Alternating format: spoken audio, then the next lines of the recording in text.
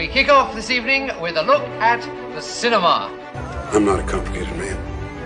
I like cinema. It's beautiful, beautiful cinema. Cinema history come to life. I found my solace in the small cinema I went to every Thursday night. I'm a professor of cinema. I go to the cinema for the stories. There was no competition between the cinema and seminar. I mean, it's not within the realm of conventional cinema. And now, here's Pace and Johnson with a cinema review.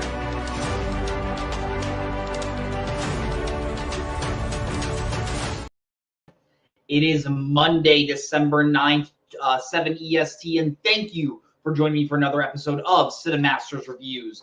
We are going to be reviewing Y2K as well as Flow. I should say Y2K is the name of the movie. We are not reviewing the internet hysteria moment of the late 90s. That was an unfunny joke. I apologize.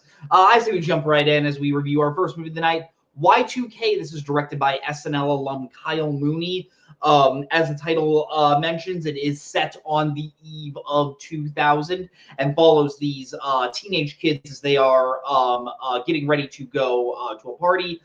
Centers on a kid named Eli, played by Jaden Martell, and him and his friend Danny, played by Julian Dennison. Eli really wants to kiss this girl he's a crush on named Laura, played by Rachel Zegler, and they're sort of like bonding at this party. Everything's going good. And while this New Year's party is going, the second the clock hits 0, and we go into 2000, in real life, nothing really happened. In this movie, it says, hey, what if it did happen? And suddenly we are in the middle of a robo-apocalypse. And the second half of this movie is our characters trying to survive without getting killed by these new machines that are attempting to kill and assimilate all of humanity. The one thing I do want to give this movie a lot of credit for, Kyle Mooney does do a very good job at capturing the setting and the time period of the late 90s. This movie starts out with this really funny scene. If I'm being honest, probably the funniest scene of the movie, or maybe not the funniest scene, but just like the scene I really enjoyed the most, where it is Eli going back and forth between chatting with Danny and Laura on AOL Instant Messenger. You know, it's these characters just from their usernames and from how they talk with each other. When Eli is talking with Danny, Danny's the much more like confident friend. He's the much more like over the top friend. So he's always like, yo, man, gonna sleep with Laura tonight. I believe in you. And Eli's like, come on, man, shut up. Like, you're so stupid. They're just swearing with each other. Eli's trying to have that confidence with Laura in the chat, but he doesn't quite have that because he's still just, he's this teenage kid. He's super nervous. And you see that like Eli is Laura has designed this webpage for Eli. It's very, very of its time, but I do really, really appreciate that. I think Kyle Mooney did a great job with the soundtrack and capturing certain like vibes of the late 90s, which is a time I think most of us do kind of look back and kind of cringe, but I think this movie kind of revels in that like really cringy and like over the top nature of that time period. And I do think that is really fun. Without getting into it, I'll just say this right now. There is a really, really funny cameo in the middle of this movie from a certain musician from the 90s. And I think this movie does a great job at using that person to their fullest comedic effect, especially with how they are referred to throughout the movie. It may be not the quite like most positive light by certain characters. So I do want to give Kyle Mooney credit for capturing that time period. There are references to like 90s video games. Characters talk about going to arcades. Kyle Mooney has a role of himself. He's like this stoner video store owner that both Danny and Eli go and just hang out at. So in the attempts at capturing the vibes of the time period, I think the movie does do very well.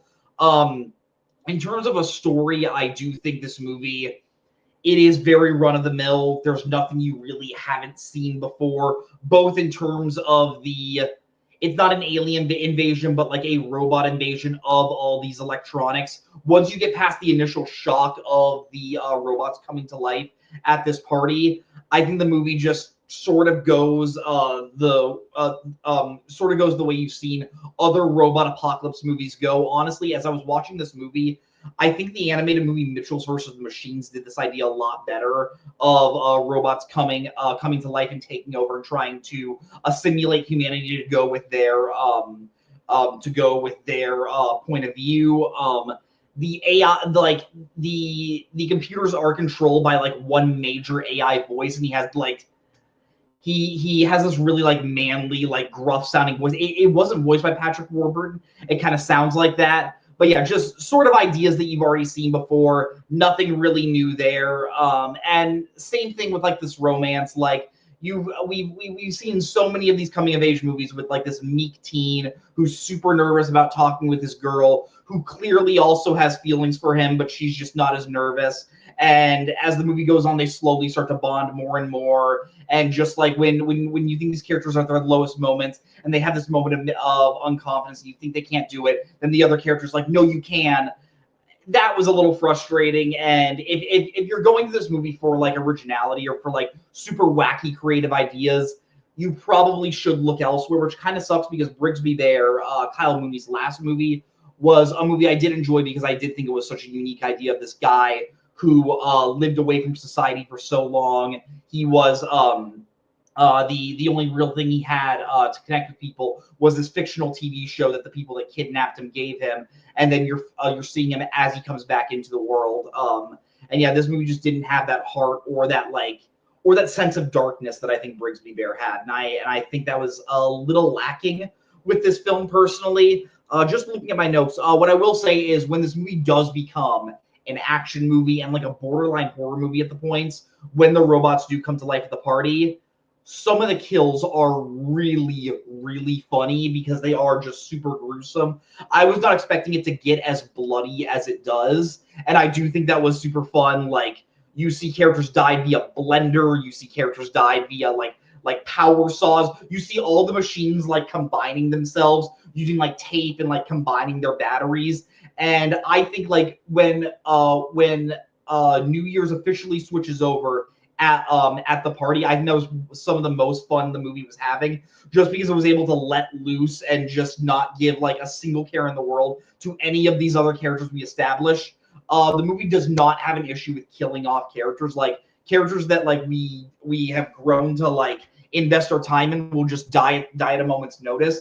And I do want to give this movie credit because you would not think it has that from the tone it sets off, which is a very juvenile, very immature tone, but just characters will just get their throat slits or just get decapitated in a moment's notice.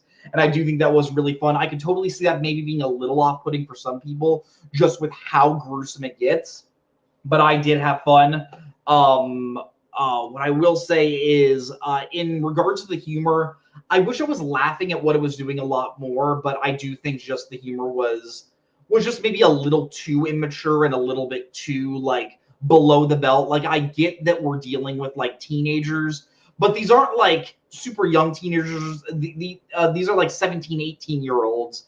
And when you're having humor that I would think the characters from South Park would be doing, like this sounds like jokes that like 12-year-olds would be making, I was rolling my eyes a lot, and I did kind of wish maybe the script was a little smarter and it was trying to maybe go for slightly more clever jokes. I do think the second half of the movie is better than the first half. Like, when we were at the party, I was kind of dreading my time a little just because I didn't think these characters were all that interesting. The actors that play them, they're mainly doing their job. I think Jada Martell is fine. Julian Dennison is honestly an actor that kind of gets on my nerves at points. I think he's good for what he is. I do think Rachel Zegler, who plays Laura, the girl that Eli wants to kiss by the end of the night, I do think she's really good. I know she's someone that can kind of rub people the wrong ways. I think she's always super fun, and I always just think she's super charming. And you get why Eli would want to be with this girl watching Rachel Zegler, because she just plays this character with so much like light and so much positivity, and I do think that is really fun. And the other actor I did want to give credit to is Lachlan Watson, who plays Ash. She's this girl that like is super into like Limp Bizkit, super into Korn, and just really into like the like rap rock scene of the 90s.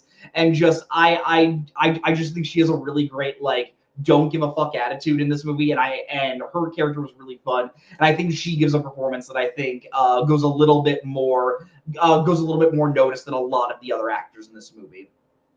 But yeah, this premise is like a little bit thin, or I wouldn't even say little. Well, this might be a very like a limited premise. I will give it credit. It is an hour and 35 minutes, which is very short. And when you have a premise that isn't like the juiciest, I'm happy Kyle Moody wasn't like, okay, I'm gonna make you more invested by just extending the runtime and just pump it and just making it longer than it doesn't have to be. Kyle Moody was just like, look, I just have this really fun, dumb idea of these teams trying to survive the robo-apocalypse on New Year's in 2000. Not going to make it any more deeper than that. So with that, I will commend him. Like, is this movie that great? No, but it's not trying to be anything else. And when a movie, for me, if a movie is attempting, if a movie succeeds in what it is attempting to do, I do think it is successful regardless of how ambitious that thing it is attempting to do is. So if I were to rate this movie on a scale of 0 to 10 videotapes, 0 being awful, 10 being phenomenal, I'm going to give it a slightly positive 6.5 out of 10 videotapes. This is a decent movie. There's nothing really too special. I was never really like not enjoying my time. I was having fun, but I can't say this is anything that spectacular or any reason to move the needle. When this does come to streaming, I think it would be an enjoyable watch if you just have like a little bit of time in your afternoon to kill, because it is so short and it is a breezy watch. But this isn't really anything I think you have to go out and see in the theaters, unless you just really love supporting these small indie comedies, which I do understand. But yeah, I say we head right into our second review of the night, that being Flow, directed by Gintz Zibalodis. I really hope I pronounced that right. This is a international film entry from, I want to make sure I get the country right. It is the Latvian international feature entry for the Oscars for this year. It is the film that they are submitting for Best International Feature. This is a animated film about it is a CGI animated film about a cat in the wilderness that in the middle of their day of trying to catch fish and just trying to find food and interacting with other animals, ends up getting washed away by a tsunami, and they end up getting stranded on a boat with a capybara, with a lemur, and with a bird that has lost the ability to fly. And as the movie goes on, you're just sort of seeing their life and their journey as they try to survive this really unfortunate scenario of losing their home. I think the major thing I need to talk about with this movie is there is not a spoken word in this movie. Like we focus on animals; those animals do not talk. It is all through their facial reactions. It is all through the sounds they make.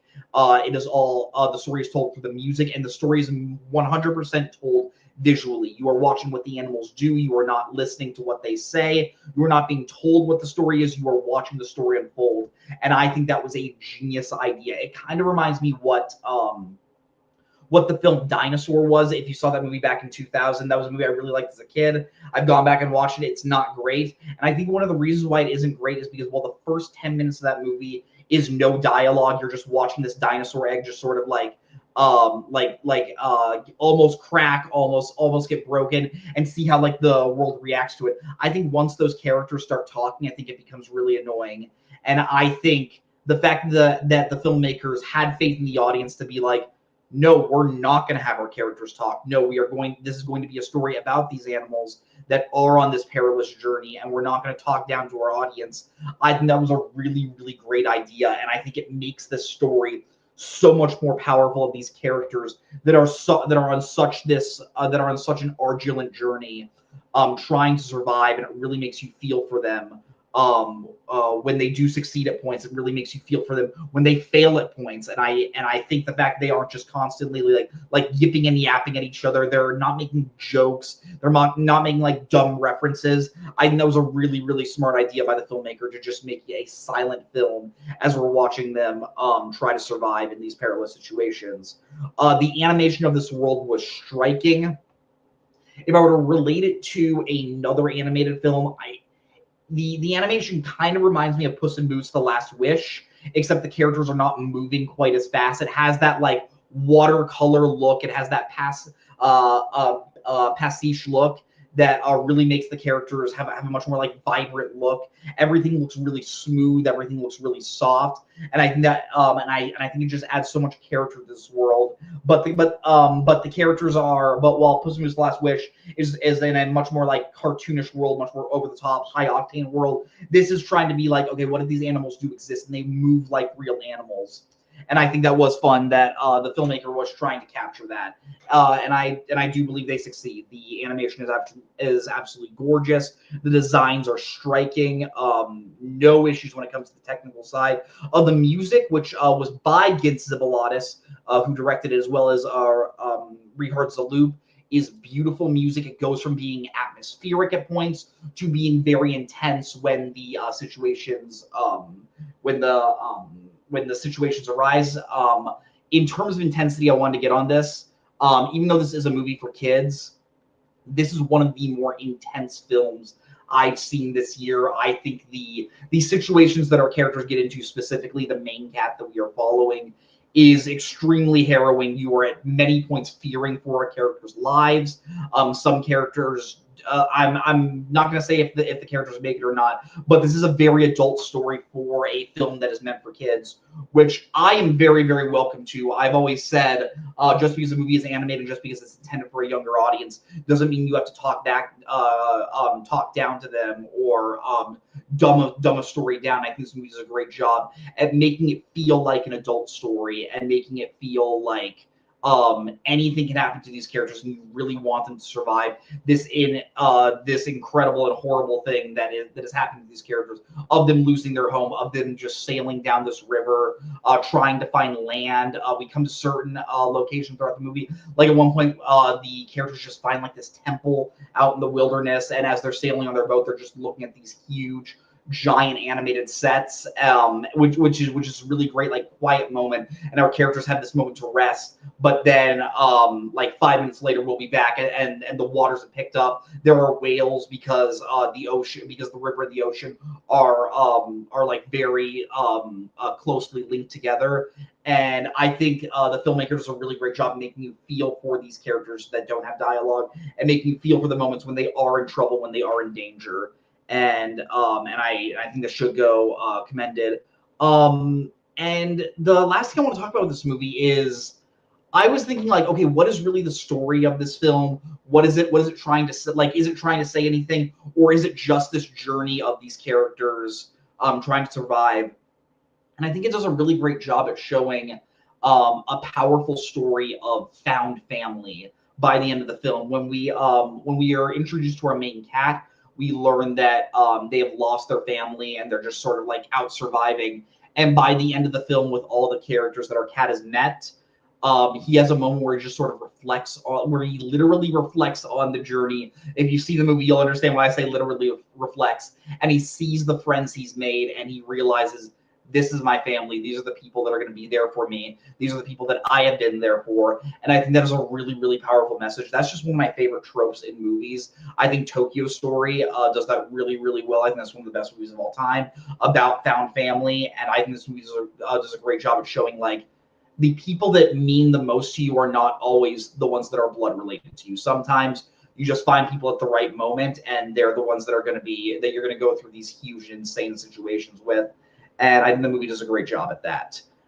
If I were to review this movie on a scale of 0 to 10 videotapes, I'm going to give it an 8.5 out of 10. I think this is a great animated film. It's one of the better ones of this year. I completely understand why it is going to be an international feature. An international feature. I don't even know.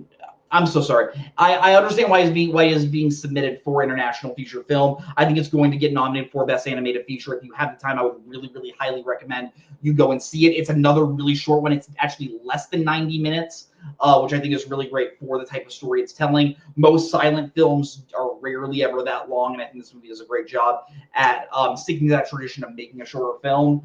And yeah, I think kids will be able to handle it, even though it is so intense. Just a little note just to mention, it is a very intense movie. But yeah, really, really great film. But yeah, that does bring us to the end of our show. Thank you for watching. Remember to like this video and subscribe to the video store. It helps grow our channel a lot. Always love talking movies with you. Next week, we're going to be talking about Lord of the Rings, War of the Rohirrim, the new animated Lord of the Rings movie, as well as Kraven the Hunter, the at this point, I believe, the final film in the Sony Pictures universe of Marvel characters. Thank goodness we don't have to deal with another Venom movie, with another Morbius movie. We're ending on Kraven. I'm reviewing to go in with any preconceived notions. Probably not going to be good. Could be. Who knows? I'll be back next week reviewing it. Thank you guys all for tuning in. And remember, as always, watch more movies.